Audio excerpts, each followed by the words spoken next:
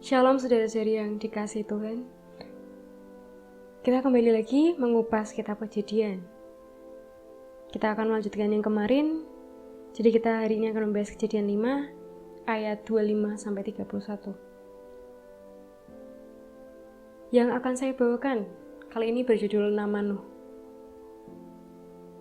Kita semua pasti tahu bagaimana cerita Nuh.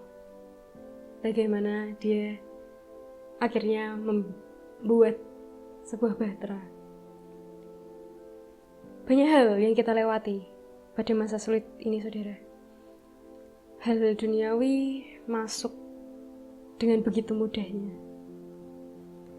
Menjadi seorang pemuda Kristen, menjadi seorang laskar Kristus di era yang seperti sekarang ini memang sangat-sangat sulit.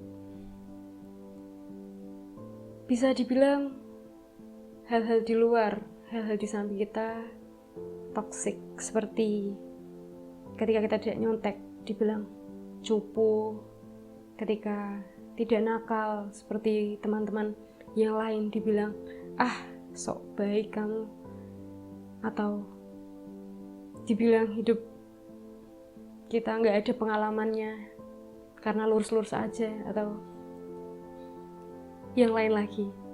Memang kadang perkataan-perkataan di luar itu sebenarnya cukup menggoncang iman kita.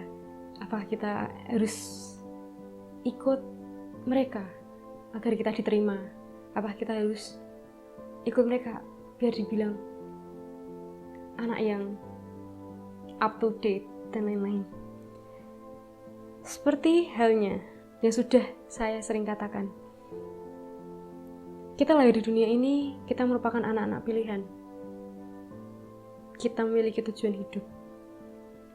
Bukan cuma menjadi anak Kristen yang memang dari lahir bayi saja. Bukan Kristen KTP saja. Kita lahir itu ada tujuan dan ada yang harus kita lakukan. Jadi mari kita membaca dulu kitab Kejadian pasal 5 ayat 25 sampai 31. Setelah Metusalah hidup 187 tahun, ia memperanakkan Lameh. Dan Metusalah masih hidup 782 tahun setelah ia memperanakkan Lameh. Dan ia memperanakkan anak laki-laki dan perempuan. Jadi Metusalah mencapai umur 969 tahun. Lalu ia mati. Setelah Lameh hidup 182 tahun, ia memperanakkan seorang laki dan memberi nama Nuh kepadanya. Katanya, anak ini akan memberi kepada kita penghiburan dalam pekerjaan kita yang penuh susah payah di tanah yang telah terkutuk oleh Tuhan. Dan Lameh masih hidup 595 tahun setelah ia memperanakkan Nuh, dan ia memperanakkan anak laki-laki dan perempuan. Jadi Lameh mencapai umur 777 tahun, lalu ia mati. Nama Nuh. Di ayat 29 sudah dijelaskan bahwa anak Lameh ini memberi penghiburan dalam pekerjaan yang penuh susah payah di tanah yang telah terkutuk. Kalau dicari tahu, arti nama Nuh ini artinya comfort. Jadi memberi kenyamanan, memberi penghiburan. Kita juga sama halnya.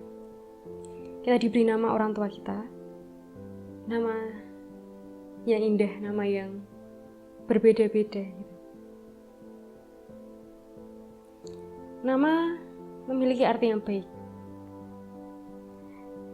Mungkin coba saudara bertanya kepada orang tua Anda jika tidak tahu arti nama Anda.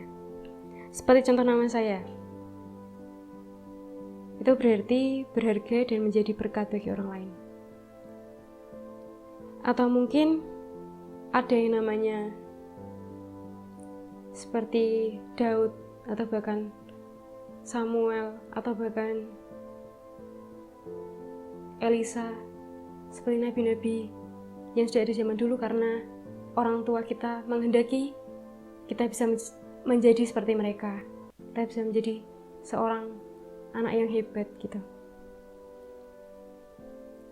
Atau mungkin ada juga saudara yang sudah bertanya arti nama ke orang tua, tetapi malah sebenarnya nggak ada artinya. Tetapi saudara jangan malah insecure, jangan malah rendah diri, saudara. Saya teringat waktu itu ada post di Instagram, jadi ada cuplikan KTP orang gitu ya, lucu-lucu namanya, seperti Satria Baja Hitam atau Selamat Hari Natal.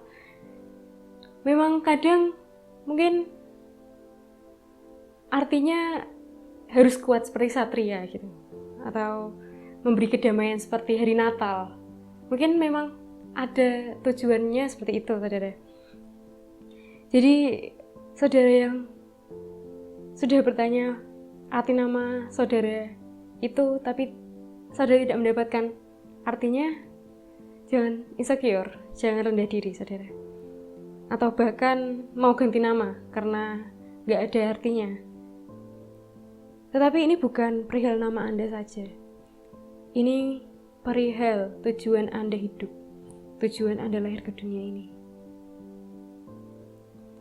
Layaknya kita ke restoran yang tujuannya memakan, kita ke bengkel mau servis kendaraan, atau mau ke rumah sakit yang pastinya mau berobat.